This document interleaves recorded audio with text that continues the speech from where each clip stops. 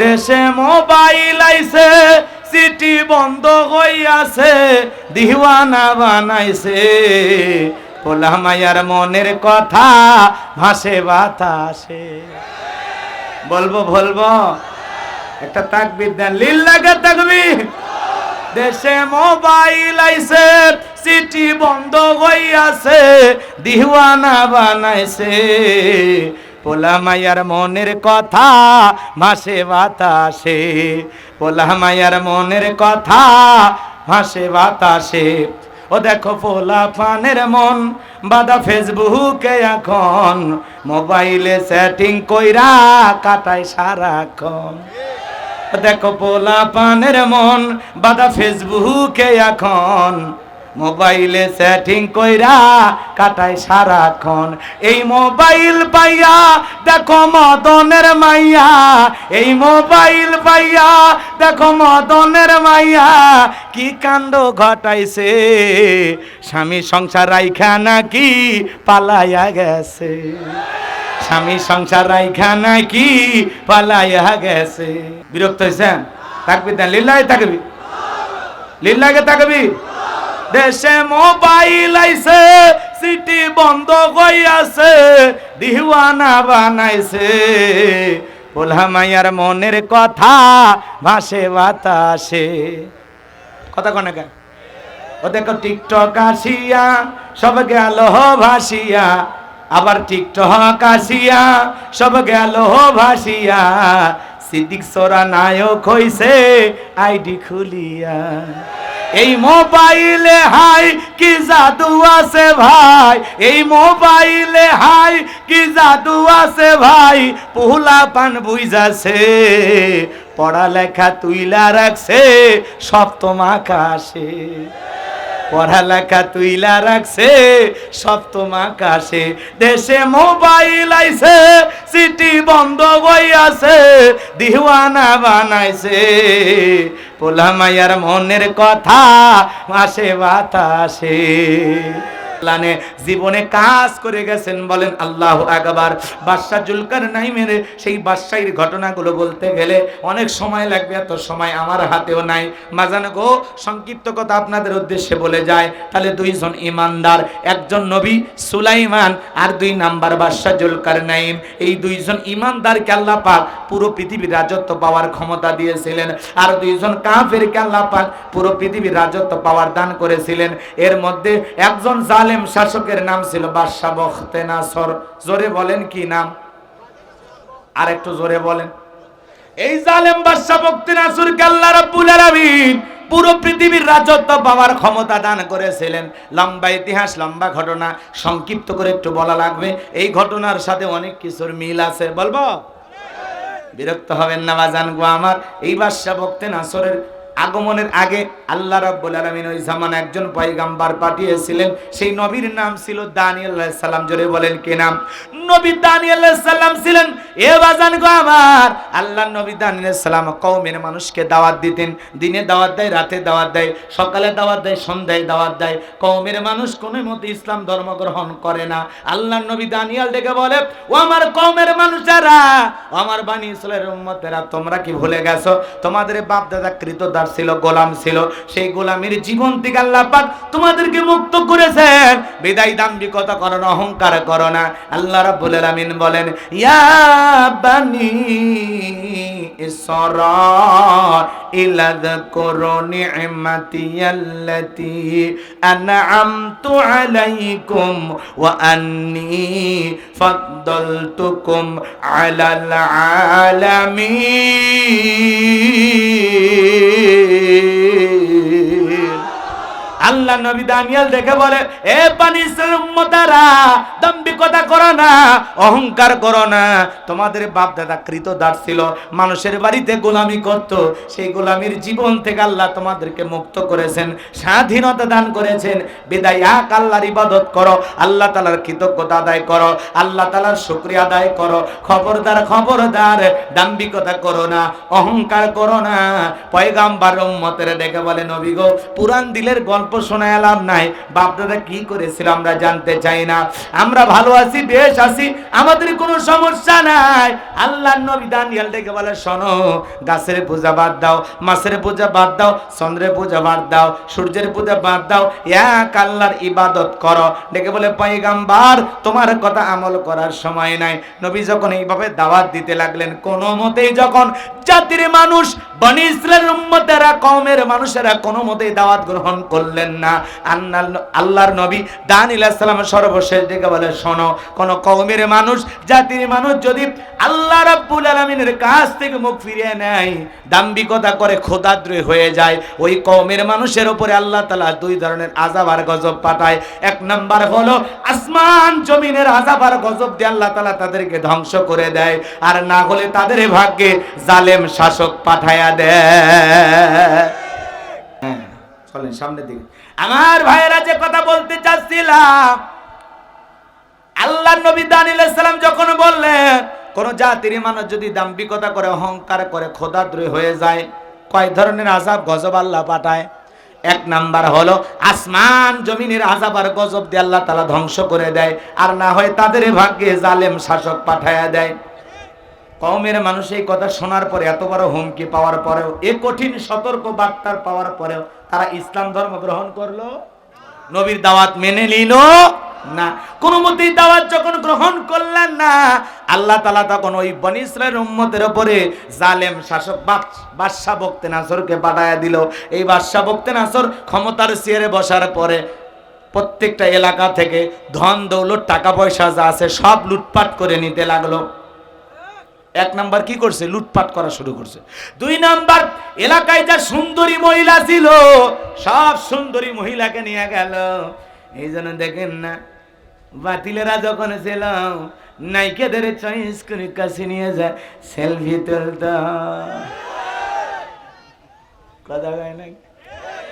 ওই যে টাকলা মুরা মাইকে ফোন দিল, কল রেকর্ড ফাঁস হয়ে গেল, নেতৃত্ব চলে গেল। কথা কয় না কেন? কত নেতা নায়িকাদের সাথে মদের ভাটি জমাইত। নেতা যদি মদ খায় আর মাতাল যদি জনগণের শাসক হয়, ওই নেতার হাত ধরে জনগণ গন্তব্যস্থান পর্যন্ত পৌঁছাতে পারবে না। কারণ মাতাল যদি ড্রাইভার হয়, গাড়ি যখন তখন খাদে পড়ে জীবন। এই জন্য ওরাও 41 সাল পর্যন্ত যেতে পারল না। বুঝেন? জনগণকে বলে আমি 70 রাকাত তাহাজ্জুদ পড়ি, আবার সিগারেটও টানে। চু আবার নায়িকা কাছে গেলে গায়ের সাথে ঘেঁষে সেলফি তোলে। এদের লজ্জা আছে? নায়ক নায়িকা অসুস্থ হলে নেতার কাছে অনুদান চাইলে 20 লাখ 30 লাখ টাকার চেক দেয়, যাও সার্জারি করে ভালো হয়ে আসো, আমি আছি। ওরে শয়তান!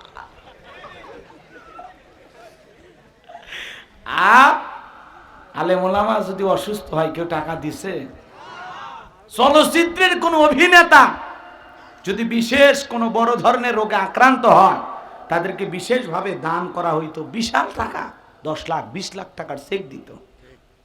একটা চলচ্চিত্র নির্মাণ করার জন্য বাংলাদেশে তথ্য সম্প্রচার মন্ত্রী যারা ছিল, এরা একটা বরাদ্দ দিত, একটা সিনেমা করতে 60 লাখ 70 লাখ টাকা দিয়ে দিত।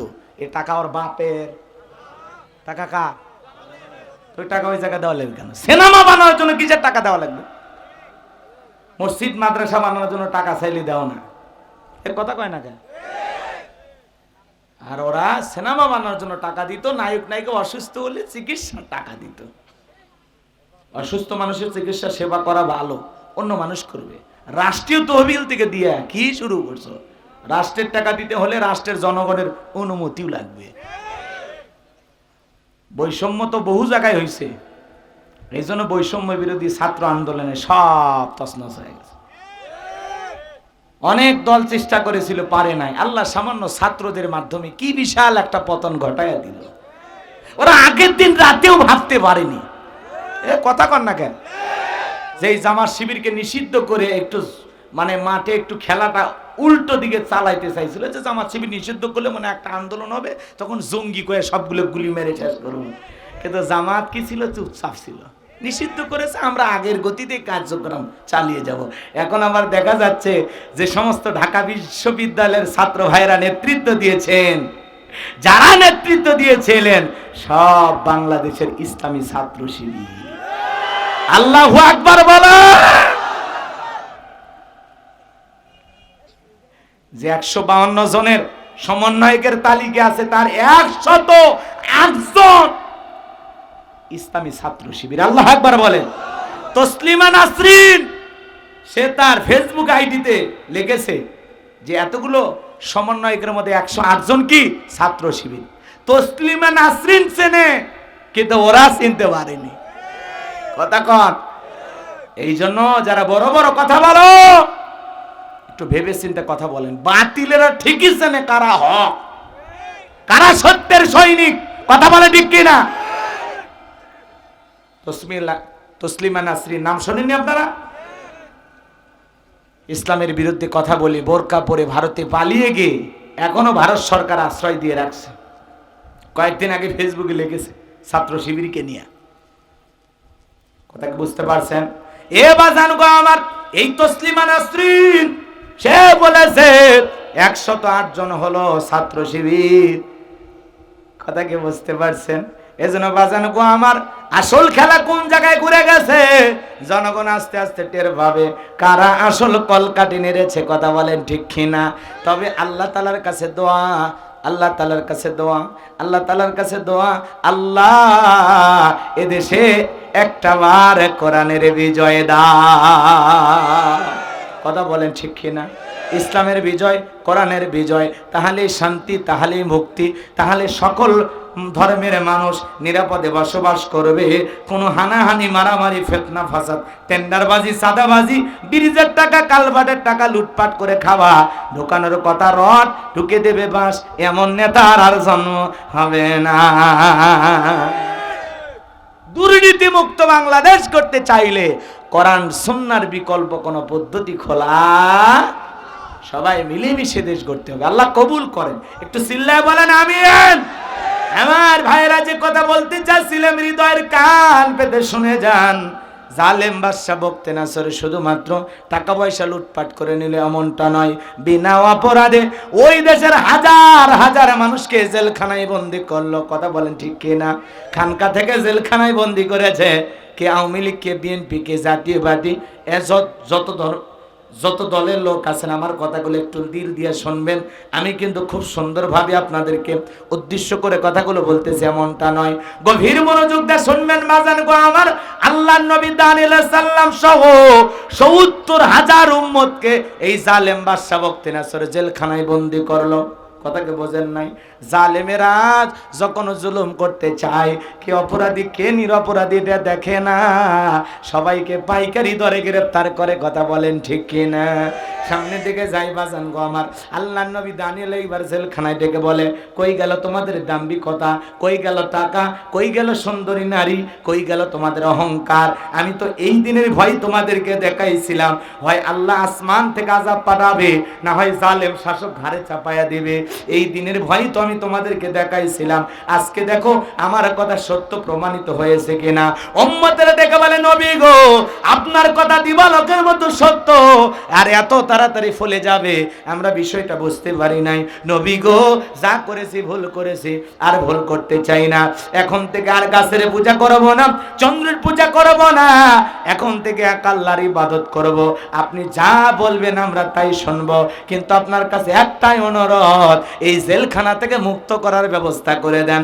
আল্লাহর নবী দানিয়েল ডেকে বলে, শোনো, রাত্রি যখন 12টা পার হয়ে যাবে, সত্যি যদি তোমরা তাওবা করে আল্লাহর পথে ঈমান আনো, যদি যদি তোমরা ফিরে আসতে চাও, তোমাদেরকে নিয়ে আমি রাত 12টার পরে আল্লাহ তাআলার কাছে দোয়া করব। এইবার বাজান সবাই ঘুমের মধ্যে চলে গেল। রাত 12টার পরে আল্লাহ নবী দানিয়েল আল্লাহু আকবার বলে ডাক দিয়েছেন। জেলখানা থেকে 70,000 উম্মত ঘুম থেকে জাগ্রত হয়ে তারা আল্লাহু আকবার বলে ডাক দিয়েছেন। এইবার সবাই কাকুতি মিনতি সহকারে সিজদায় লুটিয়ে পড়লেন, কাঁদতে লাগলেন আল্লাহর কাছে। আল্লাহর নবী দানিয়েল আলাইহিস সালাম হাত তুলে দোয়া করে বলে, আল্লাহ আমার কওমের মানুষেরা ভুল বুঝতে পেরেছে, তারা আর গুনাহের কাজ করবে না, অপরাধের কাজ করবে না, শিরিক করবে না, আর পূজা করবে না।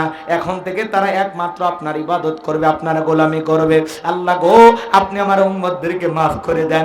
নবী যখন কওমের মানুষের জন্য কেঁদে কেঁদে দোয়া করতেছেন, মনে রাখবেন মায়ের যেমন সন্তানের প্রতি মায়া মহব্বত ভালোবাসা থাকে, একজন নবীর অন্তরেও উম্মতের জন্য তার চাইতে বেশি মহব্বত ভালোবাসা থাকে। আল্লাহ নবী দানিয়েল দোয়া করতেছেন, আসমানের মালিক আল্লাহ ডেকে বলে, নবী দানিয়েল দোয়া মঞ্জুর হয়ে গেছে, আর কান্নাকাটি করতে হবে না, আমি আল্লাহ দোয়া কবুল করে নিয়েছি। ওয়াসির এই বাদশা বক্তে নাসরের জেলখানা থেকে মুক্ত করার ব্যবস্থা আমি আল্লাহ করে দেব। বলেন আল্লাহু আকবার। এইবার বাদশা বক্তে নাসরকে আল্লাহ পাক ঘুমের ঘরে এমন একটি মারাত্মক স্বপ্ন দেখা দিয়েছে। ওই স্বপ্ন দেখা মাত্রই জালেম বাদশা বক্তে নাসর ঘুম থেকে চিৎকার মেরে উঠছে। আশেপাশে লোকজন যারা সিকিউরিটি ছিল, পাহারাদার ছিল, নিরাপত্তা কর্মী ছিল, দৌড়ে এসে বলে, নেতা এত জোরে চিৎকার মেলেন, ব্যাপারটা কি? বলে, চেহারা দেখে বোঝো না আমি কতটা ভীত হয়ে গেছি, কতটা আতঙ্কিত হয়েছি। শোনো, আমার রাজ্যের ভিতরে যত স্বপ্নের তাবির কারো কাছে, যত স্বপ্নের ব্যাখ্যাকারী আছে, যারা গণক আছে, জ্যোতিষী আছে, সবাইকে নিয়ে আসো। আমি একটা মারাত্মক স্বপ্ন দেখেছি, এই স্বপ্নের কথা তাদেরকে বলবো, আর এই স্বপ্নের ব্যাখ্যা তাদের কাছ থেকে শুনবো। পরের দিন সকালবেলা হাজার হাজার লোকজন বাদশার দরবারে হাজির হয়ে গেছে। এইবার বাদশা বক্তে নাসর যখন স্বপ্নের কথা বলতে যাবে, ওই সময় আল্লাহ রাব্বুল আলামিন বাদশা বক্তে নাসরের মাথার মেমোরি থেকে সমস্ত কথাগুলো নিয়ে যায় আল্লাহর নবী দানিয়েল আলাইহিস সালামের মাথার মধ্যে ট্রান্সফার করে দিয়েছেন। চিৎকার মেরে বলেন আল্লাহু আকবার। এ যুবক, শেয়ারের মাধ্যমে একটা মোবাইলে যা আছে আর একটা মোবাইলে পার করা যায় কিনা? এই বাদশার মাথার মেমোরির মধ্যে স্বপ্নের যত কথা আছে নবীর মাথার মেমোরির মধ্যে সেভ করে দিলেন তিনি কে? এই ক্ষমতা আল্লাহর আছে না নাই? এইবার জালেম বাদশা বক্তে নাসর যখন স্বপ্নের কথা বলতে যাবেন, গতকাল রাত্রিতে আমি কি যেন স্বপ্ন দেখলাম, আর বলতে পারে না, করতেছে।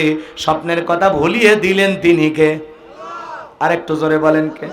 এইবার জালেম বাদশা মুহূর্তের মধ্যে ডায়লগ পরিবর্তন করে বলতেছে, শোনো, গতকাল রাতে স্বপ্নে কি দেখেছি সেই কথাও তোমাদেরকে বলতে হবে, স্বপ্নের ব্যাখ্যাও তোমাদেরকে বলতে হবে।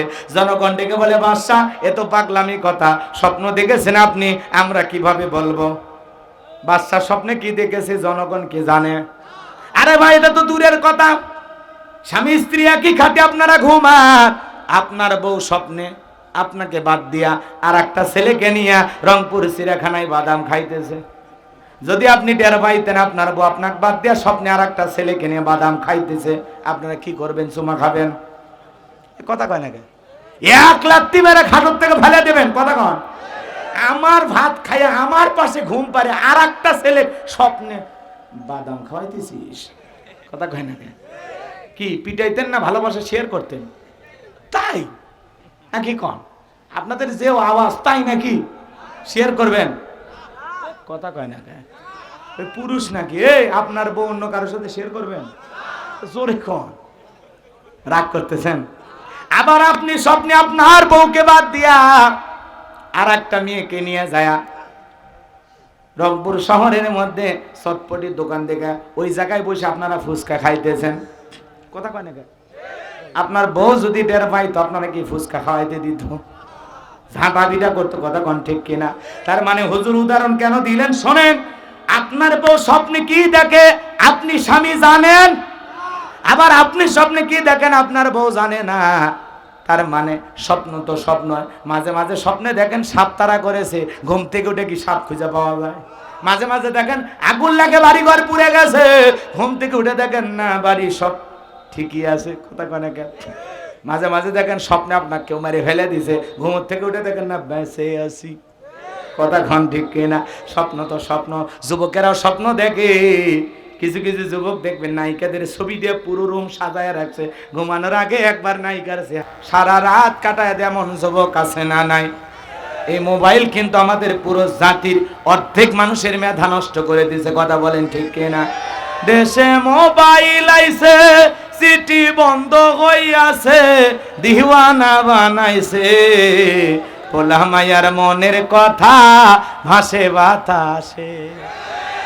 বলবো একটা তাকবীর দেন, লিল্লাহি তাকবীর। দেশে মোবাইল আইছে, সিটি বন্ধ হইয়াছে, দিওয়ানা বানাইছে, পোলা মায়ার মনের কথা ভাসে বাতাসে, পোলা মায়ার মনের কথা ভাসে বাতাসে। ও দেখো পোলা পানের মন বাদা ফেসবুকে এখন, মোবাইলে সেটিং কইরা কাটায় সারাক্ষণ। দেখো পোলা পানের মন বাদা ফেসবুকে এখন, মোবাইলে সেটিং কইরা কাটায় সারাক্ষণ। এই মোবাইল পাইয়া দেখো মদনের মাইয়া, এই মোবাইল পাইয়া দেখো মদনের মাইয়া, কি কাণ্ড ঘটাইছে, স্বামী সংসার রাইখা নাকি পালাইয়া গেছে, স্বামী সংসার রাইখা নাকি পালাইয়া গেছে। আজকে দেখলাম ভাতিজার সাথে বিয়ে করার জন্য চাচি ভাতিজার বাড়িতে হাজির। আজকের খবর, ব্রেকিং নিউজ। প্রেমের টানে বৃদ্ধ চাচি যুবক ভাতিজার বাড়িতে হাজির। এর কারণে লজ্জা নাই ভাই? স্বামী সংসার রেখে চাচাক বাদ দিয়ে এখন ভাতিজার সাথে বিয়ে বসবি, এই মহিলা সাইজ করা দরকার। তোমার যখন ভাতিজা কি টার্গেট, বুড়ি হলে বিয়ে। হ্যাঁ, চাচার জীবনও নষ্ট করবে, ভাতিজারও জীবন নষ্ট করবে। কথা কোন ঠিক কিনা? রাগ করতেছে না? কষ্ট হচ্ছে? বিরক্ত হয়েছেন? তাকবীর দেন, লিল্লাহি তাকবীর, লিল্লাহি তাকবীর।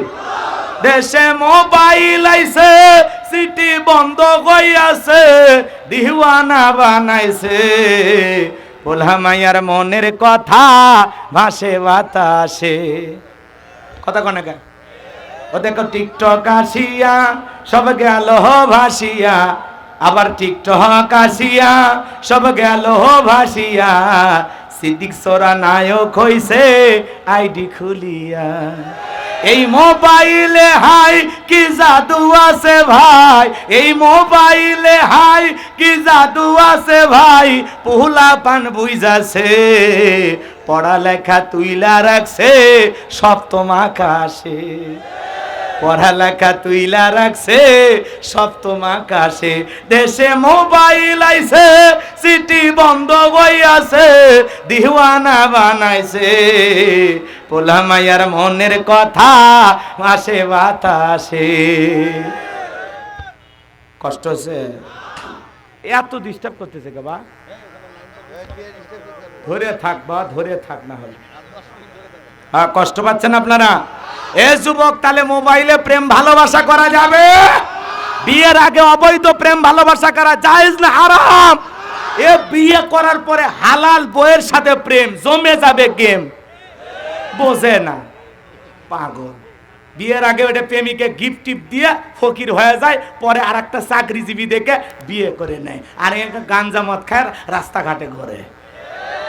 খবরদার, বিয়ের আগে কোনো প্রেম ভালোবাসা করা যাবে? পিতা মাতা পছন্দ করে বিয়ে দেবে যেখানে বরকত আছে। মুরব্বীদের দোয়া নিয়ে বিয়ে করার দরকার আছে না নাই? কোন কোন যুবক মা বাবার দোয়া নিয়ে বিয়ে করবে? হাত তোলো। মনে যান থাকে ভাতিজা, এই বাপে যারা আছেন দেখেন। হ্যাঁ, যা হাত নামা, আল্লাহ কবুল করে। জোরে বলেন আমি। আমার ভাইয়েরা, জালেম বাদশা বক্তে নাসরের কথা মনে আছে না নাই? এইবার ডেকে বলে, স্বপ্নে আমি কি দেখেছি, স্বপ্নের কথা বলতে হবে, স্বপ্নের ব্যাখ্যা বলতে হবে। জনগণ ডেকে বলে, বাদশাহ এ তো পাগলামি কথা, স্বপ্ন আপনি দেখেছেন আমরা কিভাবে বলবো? বাদশাহ ডেকে বলে, কেন, তোমরা নাকি গায়েব জানো? বলেন তো, আল্লাহ ছাড়া দুনিয়ার কেউ কি গায়েব জানে? আরো জোরে বলেন। আল্লাহ সারা দুনিয়ার কেউ গায়েব জানে না, কিন্তু বাংলাদেশের অনেক জায়গায় ভণ্ড পীর বের হয়েছে, ওরা বলে আমরা গায়েব জানি। যে পীর সাহেব বলবে আমি গায়েব জানি, ওরে পিটাইয়া অন্ধকার রুমের ভিতরে এমন পিটান পিটাবেন, পিটাই বলবেন গায়েবী মার দিলাম, কারো কাছে বলবি না, ধ্বংস হয়ে যাবি। আল্লাহ সারা দুনিয়ার কেউ গায়েব জানে, মনে থাকবে তো? নবী রাসূলেরা জানতেন ততটুকু, আল্লাহ ততটুকু জানায় দিতেন, মনে থাকবে? আল্লাহ সারা দুনিয়ার কেউ গায়েব জানে। এই ভণ্ডদের কাছে যাওয়া যাবে না। এক ভণ্ড বের হয়েছে, বলে গাঁজা খাওয়া জায়েজ আছে। নাউজুবিল্লাহ খান, কয় পাগল ছাগল মাজারে গাঁজা খাইতে খাওয়া কি জায়েজ আছে? নাউজুবিল্লাহ বলেন। 2.5 এটা নাকি গাঁজা খাওয়া রাষ্ট্রীয় একটা অনুমতিও আছে, এটা খালি নাকি কোনো সমস্যা নাই, এটা খাওয়া জায়েজ আছে। গাঁজা খাওয়া জায়েজ না হারাম? 2.5 বুঝি না, কিছু বুঝি না, এক দানা খাওয়া যাবে? কথা কয় না কে? মদ খাওয়া জায়েজ? কেউ যদি বলে আমি মদ খাইনি, এই 2-1 ফোঁটা খালি একটু নিয়ে চেখে দেখছিলাম স্বাদটা কেমন, ওই 2-1 ফোঁটা খাওয়াও কি হারাম? জোরে বলেন। যে পীর সাহেব বলবে গাঁজা খাওয়া, এক মাইজ ভান্ডারের পীর যে এর আগে গান গাইছিল, শোনেননি আপনারা? কথা কয় না কে? ওই গান ভুলে গেছেন আপনারা? ওই যেই ভণ্ড গান গাইছিল, আমার মরণ কালে ঢোলবাসি বাজায়ো জাকের ভাইও, মরণ কালে ঢোলবাসি বাজায়ো, ওই ভণ্ড বলতেছে গাঁজা খাওয়া জায়েজ আছে। নাউজুবিল্লাহ কোন ওয়াই ফাবি আইয়া আল্লাহ রব্বিকুম মাতু কাযিবান। আল্লাহর কোন নিয়ামতকে অস্বীকার করবেন? গাঁজাও নাকি একটা নিয়ামত। কোন তাফসীর কোথায় করতেছে চিন্তা করেন। আল্লাহ তাআলা সূরা রহমানের ভিতরে বেশ কয়েকবার আয়াতে কারিমা ব্যবহার করে আল্লাহ তাআলা কি বুঝাইলেন, আর আল্লাহর এই পাগল কি কয়? আল্লাহর কোন নিয়ামতকে অস্বীকার করবেন? আল্লাহ নাকি ওইটা বলছে। নাউজুবিল্লাহ জোরে বলা যায় না? আল্লাহ সমস্ত ভণ্ডদের হেদায়েত দান করেন। কি হইছে? বৃষ্টি আইছে? আরে বাবা হালকা হালকা, ঠিক আছে, আচ্ছা হোক, মেনে নেন। বৃষ্টিতে ভিজে হলে চলবে, আজকে দিল লাগা থাকবে।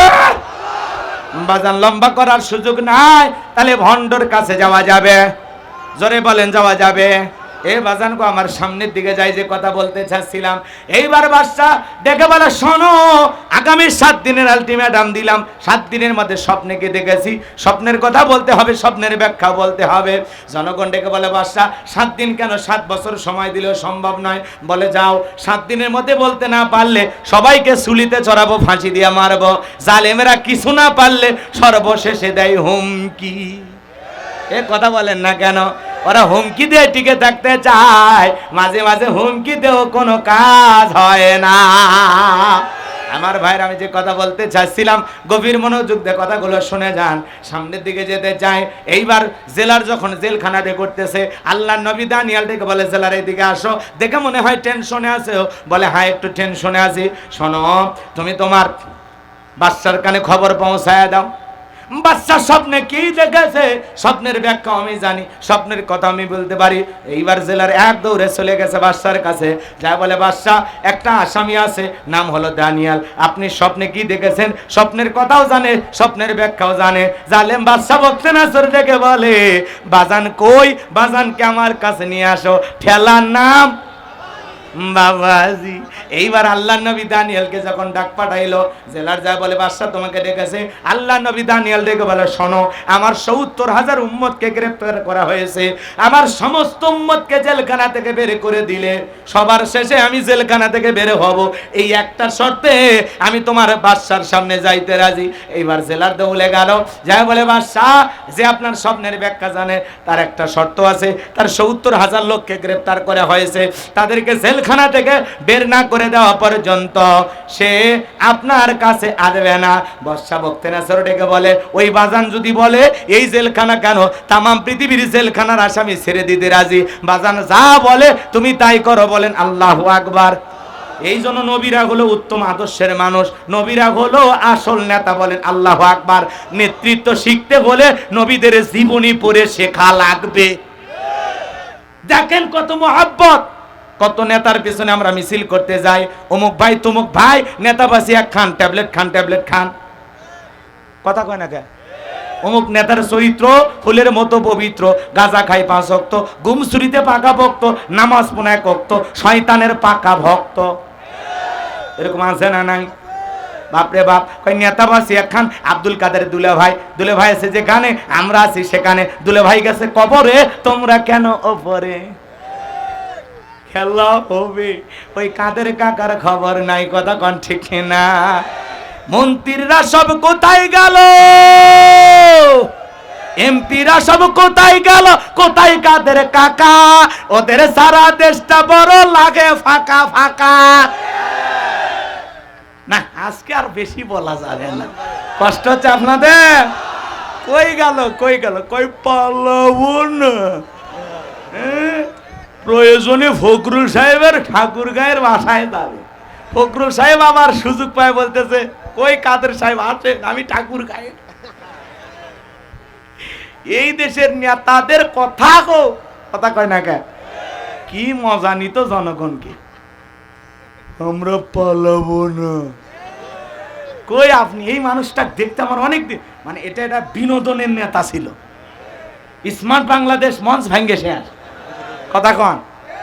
মোবাইল কে দিয়েছে? আপনাদের বইয়ের কে দিয়েছে? হ্যাঁ রে, এরা বলে মোবাইল কিনে দিছে। কত বড় বাটপারি, নিজের টাকা দিয়ে মোবাইল কিনলাম আর ওরা নাকি মোবাইল দিছে।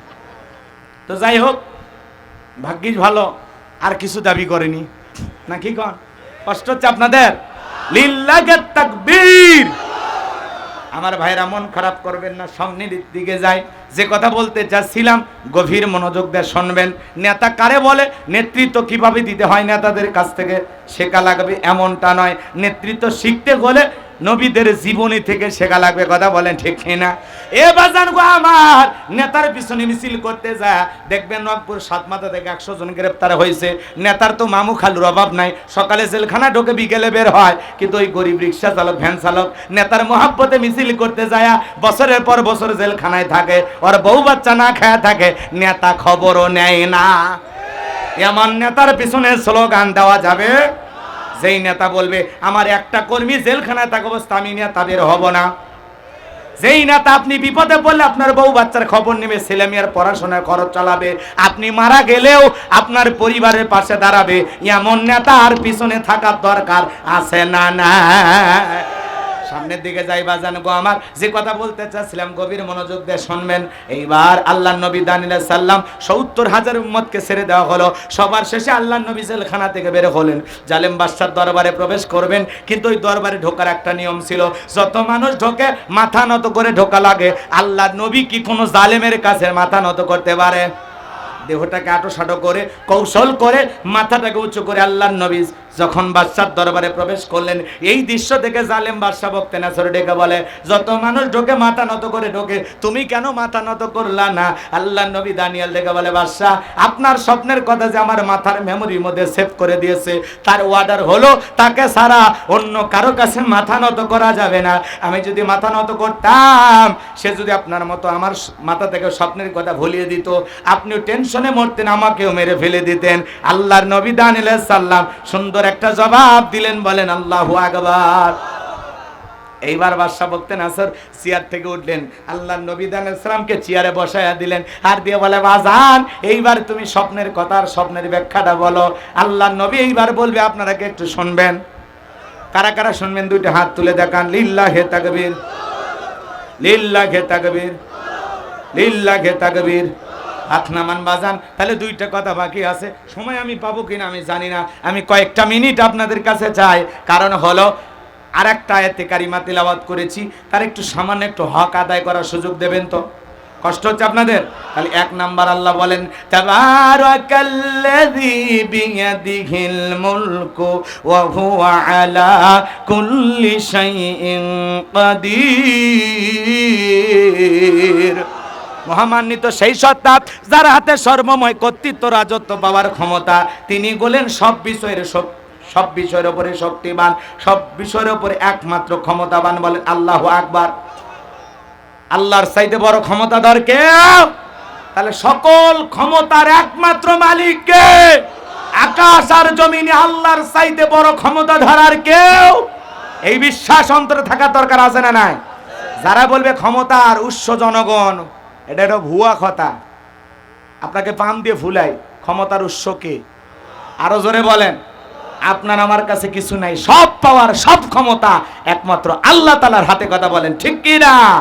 আমার ভাইয়েরা, সেই আল্লাহ রাব্বুল আলামিন বলতেছেন, আল্লাযী খালাকাল মাউতা ওয়াল হায়াতা লিয়াবলুয়াকুম আইয়ুকুম আহসানু আমালা ওয়া হুয়াল আজিজুল গফুর।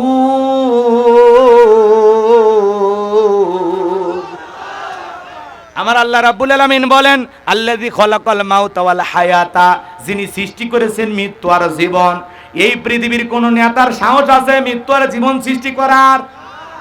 এই দুনিয়ার কোন শাসক কি পারবে একজন মৃত মানুষকে জীবিত করতে?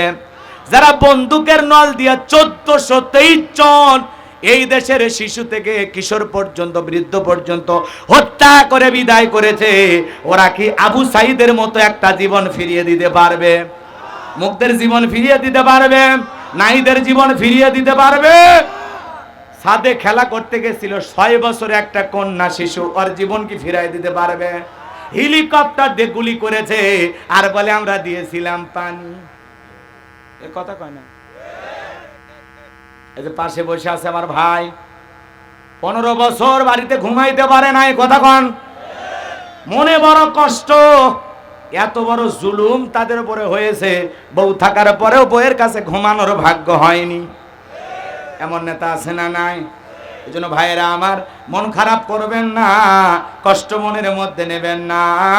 ক্ষমতা আল্লাহ তাআলার দেয়া আমানত, নিয়ামত মনে করে যদি জনগণের সাথে ভালো ব্যবহার করে, তাদের মানুষ সারা জীবন স্মরণ রাখবে, ইতিহাসের সোনালী পাতায় তাদের নাম লেখা থাকবে।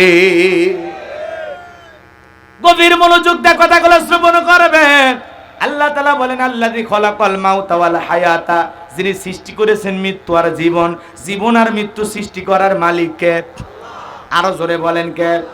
দুনিয়ার যত বড় নেতা হোক, জো বাইডেন বলেন, ভারতের নরেন্দ্র মোদী দাদা বলেন, আর উত্তর কোরিয়ার প্রেসিডেন্ট কিং জং বলেন, আর মনে করেন রাশিয়ার প্রেসিডেন্ট পুতিন বলেন, এরা যত ক্ষমতাধর হোক না কেন, ওদের যত ক্ষমতা থাক, যত অস্ত্র শস্ত্র থাক, সব আকাশের দিকে তাক করে গুলি মেরে কি আসমান থেকে এক ফোঁটা বৃষ্টি নামাইতে পারবে?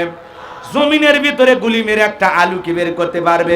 আলু তো দূরের কথা, আলুর পাতাও বের করতে পারবে না। কথা বলেন ঠিক কি না? এই জন্য আল্লাহ তাআলা বলেন, এ কিসের বাহাদুরি, কিসের মাতবরি? আমি আল্লাহ তাআলা বলতেছি, আল্লাযী খালাকাল মাউতা ওয়াল হায়াতা, যিনি সৃষ্টি করেছেন মৃত্যু আর জীবন। আল্লাহ সর্বপ্রথম মৃত্যুর কথা কেন বললেন? এর পিছনে কারণ আছে না নাই? কুল্লু নাফসিন যায়কাতুল মাউত, প্রত্যেক প্রাণীকেই মৃত্যুর স্বাদ গ্রহণ করা লাগবে। এই মৃত্যুর স্বাদ হলো দুই প্রকারের। বাজান গো, মিষ্টি খাইলে মিঠা লাগে, নিম পাতা খাইলে মনে হয় বেশি মিঠা লাগে। আরেকটু জোরে বলেন, কি লাগে? তিতা লাগে। এ বাজান যারা ইমানদার, তাদের মৃত্যুটা বড় মিঠা। একটা শিশু যেমন মায়ের কোলে দুধ পান করতে করতে ঘুমের মধ্যে চলে যায়, একজন ইমানদার তেমনি ভাবে বিদায় নেবে। বলেন আল্লাহু আকবার। আর যে গুনাহগার পাপাচার, দুনিয়ার নানান অপরাধের আসামি, পা থেকে মাথা পর্যন্ত রুহুটা ছোটাছুটি করবে, পেশাব পায়খানা করে দেবে, চোখগুলো বড় বড় করবে, গালি দেবে, ফাহিশা কথা বলবে, আল্লাহর নাম মুখে আসবে না, কালেমা আসবে না, এমন মানুষেরও বিদায় চোখের সামনে হয় কিনা? মৃত্যু বড় কঠিন বাজার, মৃত্যু থেকে পালানোর কোনো রাস্তা খোলা নাই। আইনামা তাকুনু ইদরিকুমুল মাউতু ওয়ালাউ কুনতুম ফি বুরুজিম মুশাইয়াদা, সূরা নিসার ৭৮ নম্বর আয়াত। আল্লাহ দেখে বলেন, যেখানে থাকো, যে অবস্থায় থাকো, মৃত্যু তোমাদেরকে ধরবেই। মৃত্যু থেকে পালানোর কোনো রাস্তা খোলা নাই। এই জন্য আল্লাহ বলেন, আল্লাযী খালাকাল মাউতা ওয়াল হায়াতা, যিনি সৃষ্টি করেছেন মৃত্যু আর জীবন, লিয়াবলুয়াকুম আইয়ুকুম আহসানু আমালা, আমি আল্লাহ পরীক্ষা করে দেখব আমলের দিক দিয়ে কার আমল কত বেশি উত্তম, কার আমল কত বেশি সুন্দর। আল্লাহ তাআলা পরীক্ষা করে দেখবেন এই দুনিয়ার জিন্দেগিতে কোন বান্দার কত বেশি সুন্দর আমল। আমাদের আমল সুন্দর করার দরকার আছে না নাই? যার আমল যত বেশি ভালো, তার আখিরাত তত ভালো। যার আমল যত বেশি খারাপ, আখিরাত তার জন্য হয়ে যাবে বরবাদ। কথা বলেন ঠিক কি না? একটু মনোযোগ দিয়ে শোনেন বাজান গো আমার, আমাদের নেক আমল করা লাগবে, উত্তম আমল করে বিদায় নেওয়া লাগবে। আল্লাযী খলাকাল মাউতা ওয়াল হায়াতা, আল্লাহ সর্বপ্রথম মৃত্যুর কথা কেন বললেন? কারণ আছে। এই দুনিয়াতে দাদা আসছে, বাবা আসছে, বাবার পরে আমি আসছে, আমার পরে আমার সন্তান আসছে, কিন্তু বাজান সর্বপ্রথম আল্লাহ মৃত্যুর কথা কেন বললেন? এই দুনিয়াতে আসার একটা সিরিয়াল আছে, যাওয়ার কিন্তু কোনো সিরিয়াল নাই। একটা সন্তান দুনিয়াতে আসবে, 9 মাস আগে জানা যায় একটা সন্তান দুনিয়াতে আসবে, কিন্তু একটা মানুষ মারা যাবে 9 সেকেন্ড আগেও কেউ বলতে পারবে না কার কখন মৃত্যুর ঘন্টা বাজবে, বিদায়ের শেষ দিন হাজির হবে। কথা বলেন ঠিক কিনা? এ বাজান গো আমার, দুনিয়াতে দাদা আসছে, দাদার পরে বাবা আসছে, বাবার পরে আমি আসলাম, আমার পরে আমার সন্তান আসলো, কিন্তু যাওয়ার বেলায় দাদার আগে নাতি চলে যায়, বাবার আগে সন্তান চলে যায়। এই দুনিয়াতে কত বাবার কাঁধে সন্তানের লাশ উঠলো, বাবার কাঁধে সন্তানের লাশ, এটা দুনিয়ার সব চাইতে ভারী বোঝা। এখনো কত শহীদের পরিবার কান্না করে। এ বাজার, বাবার কাঁধে সন্তানের লাশ, এটা দুনিয়ার সব চাইতে ভারী বোঝা। আমার ভাইয়েরা, দাদার আগে নাতি চলে যায়, বাবার আগে ছেলে চলে যায়। দেখবেন দুনিয়াতে আসা 20 দিনের শিশুটাও মারা যায়, 80 বছরের বৃদ্ধ দাদা বেঁচে থাকে, 6 বছরের নাতি চলে যায়, 50 বছরের বাবা জীবিত থাকে, 20 বছরের টকবকে যুবক ছেলেটা মারা যায়। কার কখন মৃত্যু হবে আমরা কেউ জানি না রে যুবক। রং তামাশায় মেতে আছো, গান বাজনায় ডুবে আছো, পাপের সাগরে ডুবে আছো রে যুবক।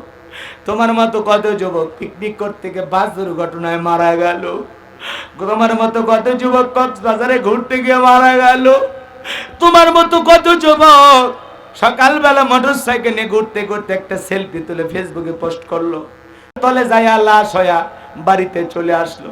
কার কখন মৃত্যু হবে আমরা কেউ জানি না। পরকালের প্রস্তুতি গ্রহণ করতে হবে, মৃত্যু ঝট করে চলে আসতে পারে। এ যুবক, কার কখন মৃত্যু হবে আমরা জানি না। ইমানের মৃত্যু যেন নসিব হয়, নেক আমল করে যেন বিদায় নিতে পারি। এই দুনিয়ার জমিন থেকে যেন মাওলা পাকের গোলামি করে বিদায় নিয়ে যেতে পারি। রং তামাশা ছেড়ে দাও, মসজিদমুখী হয়ে যাও, মালিককে সেজদা দাও, পিতামাতার হক আদায় করো, মা বাবার কথা অনুযায়ী চলো, মা বাবার সাথে রাগারাগি করো না, খারাপ ব্যবহার করো না, স্ত্রীকে কষ্ট দিও না, সন্তানদের সাথে খারাপ ব্যবহার করো না, প্রতিবেশীর মনে কষ্ট দিও না, চলতে ফিরতে কোনো মানুষের সাথে খারাপ আচরণ করো না। এমন জীবন করিও গঠন, মরিলে হাসিবে তুমি, কাঁদিবে ভবন, মানুষ যেন তোমার জন্য দোয়া করে রে যুবক। হে যুবক, এখনো সময় আছে, নেক আমল দিয়ে জিন্দেগিটা পরিবর্তন করো। আজকে তুমি আমি যদি মারা যাই, ওই 3.5 হাত কাফনের, সাদা কাফনে মোড়াইয়া, চকলেটের মতো মোড়াইয়া মসজিদের খাটিয়াতে তুইলা রে যুবক, ওই অন্ধকার কবরে রেখে আসবে, দেখার জন্য কেউ যাবে না রে যুবক। এই জন্য তোমাদেরকে বলে যা, এ কলিজার টুকরা যুবক, মালিকের গোলামি ছাড়া যাবে না রে যুবক। মৃত্যু যখন তখন চলে আসবে, এই জন্য নেক আমল করা লাগবে। লিয়াবলুয়াকুম আইয়ুকুম আহসানু আমালা, আল্লাহ বলেন আমি পরীক্ষা করে দেখব কার আমল কত বেশি উত্তম, কার আমল কত বেশি সুন্দর। মৃত্যু থেকে পালান করা যাবে না। এই 30, 40, 50, 60 বছরের জিন্দেগি যদি নেক আমল দিয়ে সাজাইতে পারি, আল্লাহর গোলামি দিয়ে সাজাইতে পারি, পরকালের চিরস্থায়ী জীবনে নিয়ামতে ভরা জান্নাত দান করবেন কে? এই জন্য নেক আমল করে, আল্লাহর গোলামি করে, 5 ওয়াক্ত সালাত আদায় করে, কারা কারা কবরে যাবেন শেষবারের মতো 2টা হাত তুলে আল্লাহকে একবার দেখান। আল্লাহ আমাদের সবাইকে নেক আমল করা তৌফিক দান করেন। জোরে বলেন আমিন। আরেকটু জোরে বলেন আমিন। হাত নামান যুবক রে, মৃত্যুর যন্ত্রণা বড় কঠিন। মৃত্যু নিয়ে যেটা আলোচনা করি 2-2.5 ঘন্টা শেষ হবে না। আল্লাহর নবী ইদ্রিস আলাইহিস সালামকে জিজ্ঞাসা করা হয়েছিল, ও আল্লাহর নবী ইদ্রিস, মালাকুল মউত আপনার বন্ধু। দুনিয়ার জমিনে আপনার একবার মৃত্যু হয়েছিল, মৃত্যুর যন্ত্রণা আপনার কাছে কেমন মনে হয়েছিল? আল্লাহ নবী ইদ্রিস আলাইহিস সালাম ডেকে বলে, জান্তু ছাগলের গা থেকে চামড়া খসাইলে ছাগলের যেমন কষ্ট হয়, তার চাইতে মৃত্যুর যন্ত্রণা আমার কাছে বেশি কষ্টকর মনে হয়েছে। এই যদি হয় মৃত্যুর যন্ত্রণা একজন নবীর, আপনার আমার মৃত্যুর যন্ত্রণা কত কঠিন হতে পারে। আল্লাহর নবীর ইন্তিকালের পূর্বের ছোট্ট একটা ঘটনা আপনাদেরকে বলে যায়। নবীজি অসুস্থ, একবার হুঁশ ফিরে আসে, আবার বেহুশ হয়ে যায়। হযরতে ফাতেমা ওয়াজুরের চোখের পানি ছেড়ে দিয়া কান্না করেন। নবী ডেকে বলে, মা ফাতেমা, তোর চোখের পানি আমি সহ্য করতে পারি না রে মা, আয় আয় আয় আমার কাছে আয়। নবীজির চোখের পানি ফাতেমা সহ্য করতে পারতেন না, আবার ফাতেমার চোখের পানি আমার নবী সহ্য করতে পারতেন না। আমার নবী ডেকে বলে, ফাতেমা আয় মা, তোর কানটা আমার মুখের কাছে লাগায় দে রে মা। বিশ্বনবী কি যেন বললেন, হযরতে ফাতেমার কান্না বন্ধ হয়ে গেল। আম্মা জান আয়েশা ডেকে বলে, আমার মেয়ে ফাতেমা, তোমার আব্বাজান কি এমন বলেছে মা, যার কারণে তোমার কান্না বন্ধ হয়ে গেল? হযরতে ফাতেমা ডেকে বলে, মা আমার বাবা বলেছেন, বাবার ইন্তিকালের পরে সর্বপ্রথম বাবার সাথে আমার দেখা হবে। এ ভাইরা আমার, জিবরাইল দরজায় ডাক দিয়ে বলেন, নবী আল্লাহ তাআলা আপনাকে সালাম পাঠিয়েছেন। নবীজি সালামের জবাব দিলেন। জিবরাইল বলেন, নবী আপনার শরীরের অবস্থাটা কেমন আল্লাহ জানতে চায়। আল্লাহ সব জানেন, তারপরে বন্ধুর প্রতি ভালোবাসাটা কেমন ছিল। নবী বলে, জিবরাইল আগের চাইতে শরীরটা অনেক ভালো, আমি কিছুটা সুস্থতা বোধ করতেছি। কিছু সময় পরে আবারও জিবরাইল হাজির, দরজায় এসে নক করে ডেকে বলেন, নবী আপনার ঘরে ঢোকার অনুমতি চাই। আমার নবী ডেকে বলে, কেন অনুমতি চাও? বলে, আসমান থেকে আজকে আমি একা আসি নাই নবী, আমার সাথে আর একজন ফেরেশতা এসেছেন, যার নাম হলো মালাকুল মউত, যার নাম হলো আজরাইল। যে ফেরেশতা দুনিয়ার কারো বাড়িতে ঢোকার পারমিশন লাগে না, অনুমতি লাগে না, নবী গো আপনার অনুমতির অপেক্ষায় দাঁড়িয়ে আছে। নবীজি ফাতেমাকে বলে, মা দরজা খুলে দাও। দরজা খুলে দিল। এইবার মালাকুল মউত রাসূলকে সালাম দিলেন, আসসালামু আলাইকুম ইয়া রাসূলুল্লাহ ইয়া হাবিবাল্লাহ। নবীজি সালামের জবাব দিলেন। মালাকুল মউত ডেকে বলে, নবী আল্লাহ তাআলা আপনার কাছে আমাকে পাঠিয়েছেন, আপনি যদি অনুমতি দেন গো নবী, আপনার জানটা আমি কবজ করব, রূহটা বের করব। আপনি যদি অনুমতি দেন, অনুমতি না দেন গো নবী, আমার আল্লাহ বলেছেন আর দেরি করবি না। ফিরে যাওয়ার অনুমতি আছে নবী।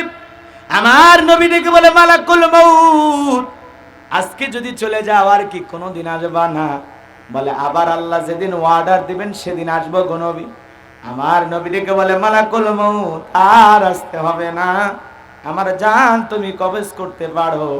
অনুমতি যখন দিলেন, বিশ্ব নবী রূহটা বের করার জন্য যখন মালাকুল মউত হাত নবীজির বুকের উপরে রেখে দিয়েছেন, আমার নবী ডেকে বলে, মালাকুল মউত রে, তাড়াতাড়ি আমার বুকের উপর থেকে হাতটা নামায় নে, আমি নবী সহ্য করতে পারি না। আমার নবী ডেকে বলে, মালাকুল মউত এই যদি হয় মৃত্যুর যন্ত্রণা, আমার উম্মতরা সহ্য করতে পারবে না রে। এ মালাকুল মউত আমার উম্মতরা সহ্য করতে পারবে না। ডেকে বলে, নবী বিশ্বাস করেন, আমার আল্লাহ বারবার বলেছে, মালাকুল মউত কোনদিন আমি তোরে কিছু বলি নাই, কিন্তু আজকে আমার বন্ধুর জানটা কবজ করতে যাইতেছিস রে। এ মালাকুল মউত খবরদার আমার বন্ধুর সাথে যেন কোনো বেয়াদবি না হয়। ও নবী বিশ্বাস করেন গো নবী, দুনিয়ার সব চাইতে কম কষ্ট দিয়া আপনার রূহটা বের করা আমি চেষ্টা করতেছি গো নবী। আমার নবী বলে, মালাকুল মউত এই যদি হয় মৃত্যুর সব চাইতে কম যন্ত্রণা, আমার উম্মতরা সহ্য করতে পারবে না রে মালাকুল মউত। এ মালাকুল মউত আমার ওয়াদা দে, আমার উম্মতের জানটা বের করার সময় কষ্ট দিবি না, ইহসান করবি, দয়া করবি। মালাকুল মউত, এ মালাকুল মউত, বল বল আমার কাছে বল, কেমন নবী পাইছি মৃত্যুর আগেও উম্মতের কথা ভুলে যায় নাই। আল্লাহু আকবার। এ নবীর আশিকেরা, পাগলেরা, এ রংপুরের বাবাজিরা, কান লাগায়া কথাটা শুনে যান। মালাকুল মউত ডেকে বলে, নবী, আপনার উম্মতের মধ্যে যারা ঈমানদার হবে, যারা আপনার আদর্শের পথে চলবে, নবী আপনার রেখে যাওয়া পথ মোতাবেক চলবে, আপনার আদর্শ জীবনে ধারণ করবে, বাস্তবায়ন করবে গো নবী, কথা দিলাম গো নবী, তাদের জানটা বের করার সময় আমি তাদেরকে কম কষ্ট দেব। বলেন আল্লাহু আকবার। এইবার দ্বিতীয়বার যখন আবার নবীর রূহটা বের করার জন্য হাত রেখে দিয়েছেন, আমার নবী দিকে বলে, মালাকুল মউত, সহ্য করতে পারি না রে, এ মালাকুল মউত, তাড়াতাড়ি হাতটা আমার বুকের উপর থেকে নামায় না। আমার নবী কেঁদে কেঁদে বলে, এ মালাকুল মউত আজরাইল, আমার কাছে মনে হয় আমার বুকের উপরে পাহাড় চেপে ধরা হয়েছে। নবীর কাছে যদি মৃত্যুর যন্ত্রণা এমন মনে হয়, ও রংপুরের বাবাজিরা, আপনার আমার মৃত্যুর যন্ত্রণা কত কঠিন, কত ভয়ঙ্কর হতে পারে। সেই মৃত্যু আসার আগে নেক আমলের জিন্দেগি করতে হবে, কোরআন ওয়ালা জিন্দেগি করতে হবে। ইহদিনাস সিরাতাল মুস্তাকিম, সিরাতাল মুস্তাকিমের প্রতীক হইতে হবে। রং তামাশা ছেড়ে দেন, মালিকের গোলামিতে জিন্দেগি কাটায়া দেন। 50-60 বছরের জিন্দেগি কোনো না কোনো ভাবে কেটে যাবে। 15-20 বছর আমরা ইবাদত বন্দগি করতে পারি নাই। শিশুকাল, যৌবনকাল, বিয়ের রং পিড়িতে চলে গেল। এখন যুবক বিয়ে করেছো, ইবাদতে মনোযোগ হয়ে যাও। বলে, হুজুর আর কিছুদিন যাক, নতুন বিয়ে করেছি, হাতের মেহেদিটা শুকাই নাই। তোমার মতো কত যুবক বিয়ে করেছে, বউ নিয়ে যাইতেছে, বাসর ঘরে সাজানো আছে, কিন্তু ট্রেন এসে ধাক্কা মাইরা জিন্দিগিটা শেষ হয়ে গেছে, মৃত্যু চলে আসছে। বিয়ে করছে, কবুল বলছে, বাসর ঘর পর্যন্ত পৌঁছানোর ভাগ্য হয় নাই। তোমার মতো কত যুবক বিয়ে করেছে, আজকে বরযাত্রী সেজে বউ আনতে যাবে, মাঝপথে মারা গেছে। তোমার মতো কত যুবক বিয়ে করেছে, বইয়ের জন্য একটা কেক কাটতে গেছে, কেক নিতে গেছে, বাসর ঘরে বউকে নিয়ে একটু কেক কাটে উদযাপন করবে নতুন জীবন, তার আগেই মারা গেছে। তোমার মতো কত যুবক বিয়ে করেছে, আজকে বাসর রাত হয়ে গেছে, সকালবেলা বাজার করতে গেছে, লাশ হয়ে বাড়িতে ফিরছে। তোমার মতো কত যুবক অকালে জীবনটা চলে যাচ্ছে।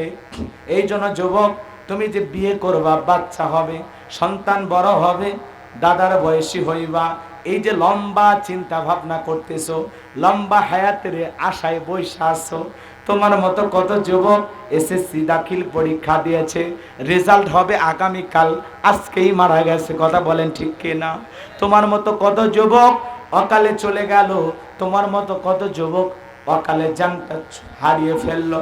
এই জন্য তোমাদের সকলের প্রতি আমার অনুরোধ, মালিকের গোলামি করে, ইবাদত করে, আল্লাহর পছন্দের গোলাম হয়ে বাকিটা জিন্দেগি কারা কারা কাটাবেন, দুইটা হাত তুলে শেষবারের মতো আল্লাহকে দেখান।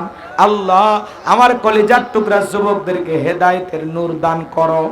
আল্লাহ কোরআন সুন্নাহর সঠিক বোঝ দান করো। ইসলামী আন্দোলনের কর্মী বানায় দাও। এদেশকে সুরক্ষিত রাখার জন্য মিলেমিশে বসবাস করার তৌফিক দাও। এদেশের শান্তি ফিরায় দাও। সবাইকে 5 ওয়াক্ত নামাজি বানায় দাও। এ মাদ্রাসার প্রতি মহব্বত, ভালোবাসা বাড়ায় দাও। আজকের মাহফিলকে আল্লাহ তুমি কবুল করে নাও। জোরে বলেন আমিন। ওই দুইটা কথা বলতে গেলে আমার আরো আধা ঘন্টা 1 ঘন্টা আলোচনা করা লাগবে। এত রাত পর্যন্ত কথা বলার ধৈর্য আমার নাই। আর আপনারা অন্ধকারে যে ফাঁকি দিয়েছেন, ভালোবাসা এমনিতেই কমে গেছে, এজন্য আর কষ্ট দেব না। দোয়া করে দিই বাবা, বেঁচে থাকলে আবারও কোথাও দেখা হবে, বাকি কথা ওখানে হবে ইনশাল্লাহ। আল্লাহ বাজান 1:20 বাজে বাজান, একটা বলেছিলেন না 1:20 বাজে, হ্যাঁ না বাজান, না না বাবাজি না, এই যে মোহাব্বত ভালোবাসা পর্যন্ত থাক, শুনলাম অনেক আমল করলাম না, এরকম যেন না হয়। অন্তত মৃত্যুর ভয়ে, পরকালের ভয়ে মসজিদমুখী হবেন তো ইনশাআল্লাহ, মালিককে সিজদা দিবেন তো ইনশাআল্লাহ, মাথা নত হবে তো ইনশাআল্লাহ। এই মাথা নত করেন, মালিক মর্যাদা বাড়ায় দিবে, সম্মান বাড়ায় দিবে। আল্লাহর গোলামির ভিতরে তৃপ্তি খোঁজেন, ভালো লাগা খোঁজেন, মোহাব্বত খোঁজেন, জীবনটা পরিবর্তন হয়ে যাবে। বক্তা শ্রোতা ওটা অনেক সময় লাগবে। হ্যাঁ গজল আর না বাবা,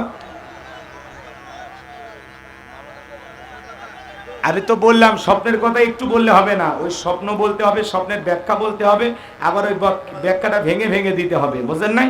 আচ্ছা হযরত আলীর কথাটা 1 মিনিটে বলে দিয়েছে, ঠিক আছে একটা বলি, আচ্ছা ঠিক আছে বুঝতে পারছি, হযরত আলীরটা বলে দেই, তাই না? হযরত আলী কি বলতেছে, এই কাফেরের বেটা আমর, আয় দাগটা পার হয়ে দেখ, আয় আল্লাহু আকবার বলে। সাদিক গোসাই না, এদিক খেয়াল করেন, কষ্ট হচ্ছে আপনাদের? হযরত আলী যখন বলেছেন দাগটা পার হয়ে দেখাও, এইবারে 1 পা সামনে আসে 3 পা পেছনে যায়, এমন অবস্থায় হযরত আলী তাকায় দেখে তার কাঁধে থাকা 3.5 মণ ওজনের তরবারি আল্লাহ কাঠের তক্তা বানাইছে। সুবহানাল্লাহ বলবেন না? শক্তি কমলো না বাড়লো? এইবার 1 পা 2 পা সামনে আসে, আস্তে আস্তে আস্তে আস্তে যখন দাগ বরাবর আসছে, হযরত আলীর হাতে থাকা তরবারি শুধুমাত্র হযরত আলী কাঁধ বরাবর ঠেকাইতে দেরি আমার আল্লাহ এই জালেমের দেহ থেকে কাল্লাটা আলাদা করতে দেরি করে নাই, বলেন আল্লাহু আকবার। এইবার হযরত আলী তরবারি নিয়ে মারছে দৌড়, নবীজির কাছে যা বলে, নবী আমি মারি নাই। আমার নবী বলে তুমি চুপ করো। এই কথাটা রাসূল ভেঙে দিয়েছিলেন অনেক বছর, আরো ঘটনা আছে, আমি এদিকে যাব না, শুধুমাত্র এতটুকু বলতে চাই, হযরত আলী শুধুমাত্র তরবারিটা আঘাত করার জন্য, মারার জন্য কাঁধ বরাবর ঠেকাইছেন। হযরত আলী তরবারি ঠেকাইতে দেরি, আমার আল্লাহ দেহ থেকে কাল্লাটা ফেলাইতে দেরি করে নাই। এই জন্য নিয়ম হলো, আপনি আল্লাহর জমিনে আল্লাহর দ্বীনকে প্রতিষ্ঠিত করার জন্য একাই এগিয়ে যাবেন, আপনার পেছনে হাজার হাজার জনগণ তৈরি করে দেবেন। তিনি কে? আল্লাহর সাহায্য কখন আসবে? এমনি আসবে, যখন তখন আসবে, সংখ্যায় কম, ভয় পাওয়ার কোনো কারণ নাই, চলতে চলতে সংখ্যা বিপুল পরিমাণে বাড়িয়ে দিবেন। তিনি কে? হযরত আলী শুধুমাত্র তরবারি ঠেকাইছেন, দেহ থেকে কাল্লা ফেলা দিয়েছেন কে? এই জন্য আমার আল্লাহ ডেকে বলে, আমার নাম আল্লাহ, যারা দিতে চায় আমি আমার রাসূলের সাথে পাল্লা, আমি আল্লাহ রাখি না তাদের ঘাড়ের কাল্লা। চিৎকারে মেরে বলেন সুবহানাল্লাহ। আল্লাহর সাথে পাল্লা দিয়া জালেমেরা টিকতে পারে না। আল্লাহ নমরুদকে বিদায় করেছেন ল্যাংড়া মশার কামড় দিয়া, জুতার বাড়ি খাওয়ায়া। ফিরাউনকে বিদায় করেছেন নীল দরিয়ার পানি খাওয়ায়া চুবায়া। আবু জেহেলকে বিদায় করেছেন 11 বছরে 13 বছরের বালক দিয়া।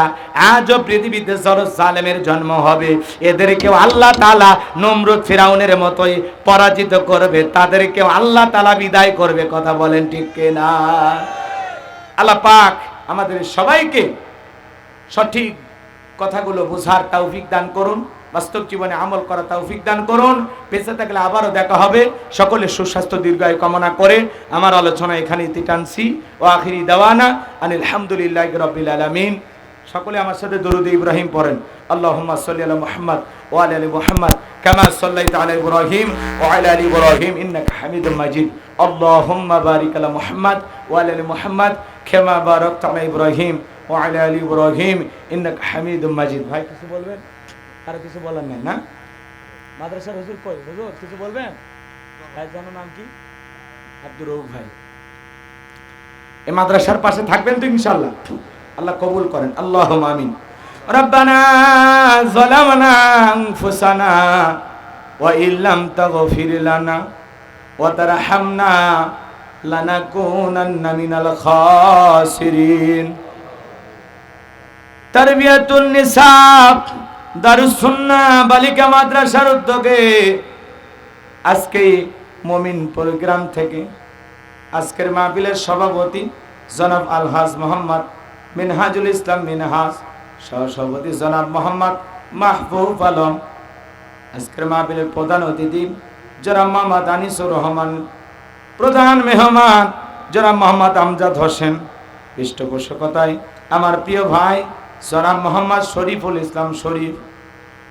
এছাড়া অন্যান্য অতিথিবৃন্দদেরকে আল্লাহ কবুল করেন। আলোচনাকে ধন্য করেছেন আমার প্রিয় ভাই হযরত মাওলানা মোহাম্মদ মুমিনুল ইসলাম, যার মাধ্যমে আমি এখানে এসেছি। আলোচনাকে ধন্য করেছেন হযরত মাওলানা মুফতি মোহাম্মদ শহীদুল ইসলাম মাদানী। আল্লাহ তোমার গোলামদের কণ্ঠ তুমি কবুল করে নাও। আজকের মাহফিলে যত অতিথি হাত তুলেছে আল্লাহ সবাইকে দুনিয়া আখিরাতে উত্তম জাযা দান করো। আজকের মাহফিলে যত মানুষ আমার সাথে হাত তুলে ধরেছে তাকায় দেখো মালিক, কত দাড়ি পাকা মুরব্বীরা হাত তুলেছে, যুবকেরা হাত তুলেছে, হাজী সাহেবেরা হাত তুলেছে, আলেম ওলামা হাত তুলেছে, মাদ্রাসার ছাত্র ছাত্রীরা হাত তুলেছে, পর্দানিশী মা বোনেরা হাত তুলেছে। আল্লাহ যার হাত দুখানা পছন্দ হয় সে হাতের বদলতে আজকের দোয়াকে কবুল আর মঞ্জুর করে নাও। রব্বুল আলামিন আজকের মাহফিলে নগদে বাকিতে যত মানুষ টাকা পয়সা দান করেছে আল্লাহ কবুল করে নাও। এ দানের উসিলা করে কঠিন কিয়ামতের ময়দানে তোমার আরশের নিচে ছায়া দান করিও। রাসূলের সুপারিশে তোমার দয়ায় জান্নাতে যাওয়ার সৌভাগ্য দান করিও গো আল্লাহ। কিচ্ছুই চাই না, কিয়ামতে আমাদের সবাইকে মাফ করে দিয়া জান্নাতের ফয়সালা করে দিও আল্লাহ রব্বুল আলামিন। পাশে বসে আছেন আমার শরীফুল ইসলাম শরীফ ভাই, বাবাকে হারিয়েছেন, মা অসুস্থ, কলিজার টুকরা সন্তানেরা আল্লাহ তাআলা কোরআন পড়নেওয়ালা হয়েছে, কোরআন সিনার ভিতরে ধারণ করেছে। আল্লাহ তার সন্তানদেরকে আলেম হিসেবে কবুল করে নেন, বাবার মতো সম্মানিত মানুষ হিসেবে কবুল করে নেন। পাশে বসে আছেন আমার বিএনপির একজন নেতা ভাই, 15টা বছর জুলুমের শিকার। আল্লাহ তাআলা আমার ভাইয়ের হায়াত বাড়ায়া দেন। মাদ্রাসার সম্মানিত মহাতামিম মাওলানা আব্দুর রউফ ভাইকে আল্লাহ কবুল করেন, হায়াত বাড়ায়া দেন, জিন্দেগির গুনাহগুলো মাফ করে দেন, এই মাদ্রাসা সুন্দরভাবে পরিচালনা করার তৌফিক দিয়ে দেন। পাশে একটা ছেলে মাদ্রাসা আছে, আল্লাহ এই মাদ্রাসাকে তুমি কবুল করো, মাদ্রাসার উস্তাদ ছাত্রদের কবুল করে নাও। আমরা যারা হাত তুলে ধরেছে আল্লাহ, অনেকের মা নাই বাবা নাই, এতিম মানায় কবরে চলে গেছে। জনম দুঃখিনী মায়ের কথাকে ভোলা যায়, আদরের বাবার কথাকে ভোলা যায়। ওই জনম দুঃখিনী মা বাবার কবরে আর সবটুকু পৌঁছায় দাও, মা বাবার কবর জান্নাতের বাগান বানায়া দাও। রব্বির হামহুমা কামা রব্বায়ানি সগীরা, রব্বির হামহুমা কামা রব্বায়ানি সগীরা।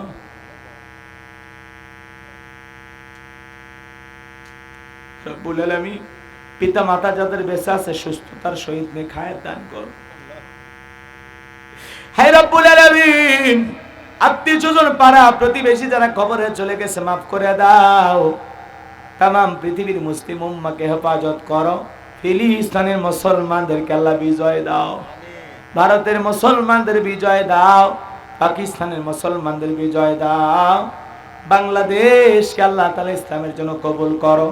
এদেশের মসজিদ মাদ্রাসা কবুল করো, হক্কানে ওলামা ইকরামদের কবুল করো।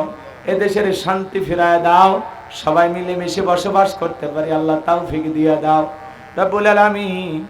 আল্লাহ এদেশের উপরে খাস রহমত বরকত নাজিল করো, এদেশের আসমান জমিনের বরকতের দরজাগুলো খুলে দাও।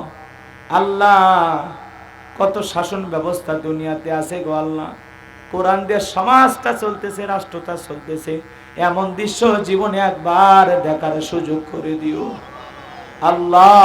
এ দেশকে ইসলামের জন্য কবুল করে নাও আল্লাহ, সবাইকে ইসলামী আন্দোলনের কর্মী বানায় দাও। বিগত বছরে যারা জুলুমের শিকার হয়েছে আল্লাহ তাদেরকে ধৈর্য ধারণ করার তৌফিক দাও। যারা জুলুম করেছে তাদেরকে অনেকে মাফ করে দিয়েছে আল্লাহ, বিশেষ করে যারা বড় জালেম বড় জুলুমকারী আল্লাহ, ভাগ্যে হেদায়েত থাকলে হেদায়েত দান করেন, হেদায়েত না থাকলে জালেমদেরকে যেভাবে ধ্বংস করেছেন তাদেরকে ধ্বংস করে দেন আল্লাহ। এদেশকে আমরা বড় মহাব্বত করি, ভালোবাসি, মিলেমিশে আমরা বসবাস করতে চাই আল্লাহ। এই দেশের শান্তি ফিরিয়ে দাও, আল্লাহ এই দেশের অর্থনীতির চাকা ঘোরায় দাও। আল্লাহ আমাদেরকে আবারও স্বাবলম্বী বানায় দাও। আল্লাহ এদেশের জাকাত ভিত্তিক অর্থনীতি চালু করে দাও। আল্লাহ এদেশের জাকাত ভিত্তিক অর্থনীতি চালু করে দাও। মিডিয়ার ভাইদেরকে আল্লাহ এ কথাগুলো সঠিকভাবে প্রচার করার তৌফিক দাও। যারা বাজে নিয়তে কথাগুলো প্রচার করে আল্লাহ তাদের তুমি হেদায়েত দান করো। সাদিককে কবুল করো, হারুন ভাইকে কবুল করেন, আব্দুর রহিম ভাইকে কবুল করেন। সিন্দিকের টেনশনগুলো দূর করে শান্তির ফয়সালা করে দাও। আমার পরিবার পরিজন যারা আছে আল্লাহ কবুল করো। কলিজার টুকরা সন্তান যারা আছে দিনের জন্য কবুল করে নাও। সুস্থতার সহিত নেখান দান করো।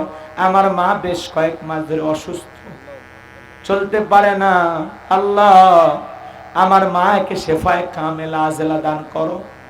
আমার প্রিয় ভাইয়ের মা অসুস্থ, শরীফুল ইসলাম শরীফ ভাইয়ের মাকে শেফায়ে কামেলা আজেলা দান করো। অনেকে দোয়া চেয়েছেন, আল্লাহ সকলের দোয়াগুলো কবুল আর মঞ্জুর করো। তরুণ আলোচক হযরত মাওলানা মমিনুল ইসলামকে কবুল করো। আকিমুল ভাইকে কবুল করো। রংপুরের যত আলেম আছে কবুল করো। সারা বাংলাদেশে যত বক্তা আলেম ওলামা আছে সকলের কণ্ঠ দ্বীনের জন্য কবুল করে নাও। রব্বুল আলামিন আমাদের প্রিয় মিজানুর রহমান আজহারী ভাইকে ফেরত আসার ব্যবস্থা করে দাও। কোরআনের পাখি আল্লামা সাইদি হুজুরকে আমরা হারিয়েছি। আল্লাহ যার কণ্ঠে আর কোরআনের কথা আমরা কোনোদিন শুনতে পাবো না। আল্লাহ কোরআনের পাখির কবরটা জান্নাতের বাগান বানায় দাও। তোমার গোলামকে জান্নাতের উচ্চ মাকাম দান করো। বাবুনগরী হুজুর, শফি হুজুর, জুবাইর আহমেদ আনসারী হুজুর সহ, নূর হোসেন কাসিম হুজুর সহ যত ওলামায়ে কেরাম দ্বীনের দায়ীরা, আমাদের প্রিয় রাহাবারেরা, আজিজুল হক রহমতুল্লাহ আলাই, আমিনী রহমতুল্লাহ আলাই সহ যত আলেম ওলামা বিদায় নিয়েছে, আল্লাহ এদেশের যারা মাথা ছিল, আমাদের মাথার কাজ ছিল, রব্বুল আলামিন আল্লাহ তোমার গোলামদের তুমি জান্নাতের উচ্চ মাকাম দান করিও। আল্লাহ এদেশের উপরে খাস রহমত বরকত নাজিল করো। এলাকাবাসীর উপর খাস রহমত বরকত নাজিল করো। যে মানুষেরা কষ্ট করে দূর দূরান্ত থেকে কোরআনের কথা শোনার জন্য আমার কলিজার টুকরা যুবকেরা, বাবাজিরা, মা বোনেরা ছুটে এসেছে, সবাইকে নিরাপদে বাড়ি পর্যন্ত পৌঁছার তৌফিক দান করুন। সবাইকে আপনার রহমতের চাদরে আবৃত করুন। আল্লাহ জীবনে কোনোদিন রংপুরবাসীর সাথে যদি দেখা না হয়, এটাই যদি জীবনে শেষ দেখা হয়, আল্লাহ আমাদের সবাইকে জান্নাতের সিঁড়িতে পরিচয় করায় দিও। লাইটিং মাইটিং পোস্টার ব্যানার ডেকোরেটরের ভাইরা সহ যারা এই মাহফিল বাস্তবায়ন করেছে, আল্লাহ সবাইকে দুনিয়া আখিরাতের উত্তম জাযা দান করো। স্থানীয় নেতৃবৃন্দ, প্রশাসনের ভাইদেরকে আল্লাহ ইসলামের বন্ধু বানায় দাও। আল্লাহ এদেশের শান্তি ফিরায় দাও। আল্লাহ এদেশের শান্তি। গুনাহগার একটা মাদ্রাসা করেছি, মাদ্রাসায় নূরে মদিনা। আমার মাদ্রাসায় 65 জনের মতো ছাত্র, আল্লাহ তার মধ্যে 24 জন ইতিম আর গরিব, যারা সম্পূর্ণ ফ্রি, থাকা খাওয়া চিকিৎসা পোশাক সম্পূর্ণ ফ্রি। আল্লাহ আমার মাদ্রাসাকে তুমি কবুল করে নাও। মাদ্রাসার ওস্তাদ ছাত্রদের কবুল করো। মাদ্রাসার পাশাপাশি একটা মসজিদ বানাবো, গণকবরস্থান বানাবো। তোমার গোলামের স্বপ্নগুলো তুমি জিন্দেগিতে বাস্তবায়ন করার সুযোগ করে দিও। হে আল্লাহ তাআলা, কিছুই চাই না মালিক, জীবনে এই নেক কাজগুলো করার সুযোগ করে দিও। জীবনে একটাবার আমাদের সবাইকে সোনার মক্কা মদিনায় কবুল করে নিও। তোমার ঘরের মেহমান বানায় দিও। আল্লাহ যে মাসে মরণ দিবা, মাসটা যেন রমজান মাস হয়। যেই দিনে মরণ দিবা, দিনটা যেন জুমার দিন হয়। নামাজের সিজদারত অবস্থায় মৃত্যু দিও। কোরআন পড়তে পড়তে মৃত্যু দিও। ইসলামকে প্রতিষ্ঠিত করার জন্য রাজপথে জীবনটা বিলানোর তৌফিক দিও। সুবহান রাব্বিকা রাব্বিল ইজ্জাতি আম্মা ইয়াসিফুন ওয়া সালামুন আলাল মুরসালিন ওয়ালহামদুলিল্লাহি রাব্বিল আলামিন। যেদিন মৃত্যুর সময় চলে আসবে, দয়ার নবীর চাঁদ মুখখানা দেখতে দেখতে জবানে জারি করে দিও, লা ইলাহা ইল্লাল্লাহু মুহাম্মাদুর রাসূলুল্লাহ সাল্লাল্লাহু আলাইহি ওয়াসাল্লাম। আসসালামু আলাইকুম ওয়া রাহমাতুল্লাহি ওয়া বারাকাতুহু।